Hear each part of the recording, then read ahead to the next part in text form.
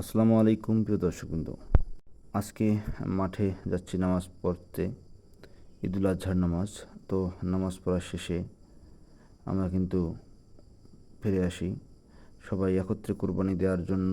আমরা কিন্তু আমাদের কোরবানির পশুটি জবাই করার জন্য আমরা কিন্তু সবাই কোরবানির পশুটিকে শুয়ে রেডি করতেছি। আসলে তাকে কীভাবে জবাই করব সেই প্রস্তুতি নিচ্ছি। প্রিয় দর্শকবৃন্দু, দেখেন আমরা কিন্তু সবাই কোরবানির পশুটিকে ভালোভাবে শুয়ে আসলে আমরা রেডি করতেছি আসলে কীভাবে জবাই করব। সেই জন্য আমরা গরুর সম্পূর্ণ গলার দড়িটি কেটে দিয়ে গরুটিকে আমরা প্লেস মতো নিচ্ছি। আমার বড় ভাইয়েরা কিন্তু সামনে গরুটিকে ভালোভাবে রেডি করতেছে। আপনারা জানেন যে গরু জবাই করার আগে কিন্তু পানি দিয়ে জায়গাটাকে ভালোভাবে ধুয়ে নিতে হয়। তো আমরা সেই কাজটি করছি।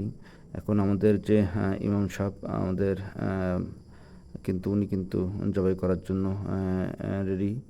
তো এখন কিন্তু জবাই করা হচ্ছে। তো প্রিয় দর্শকবৃন্দু, দেখেন গরুটি অলরেডি জবাই করা শেষ। আমরা কিন্তু প্রতি ঈদে আসলে এইরকম একটা খিচুড়ির ব্যবস্থা করে থাকি। তো আপনারা দেখতেছেন যে আসলে আমরা খিচুড়ির রান্নাবান্না করতেছি।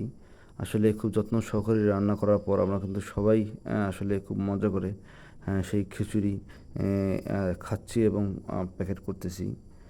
আমাদের আসলে সারাদিন যে আমাদের আসলে পরিশ্রমগুলো সবার, তাতে আমরা সবাই ইনশাল্লাহ সার্থক।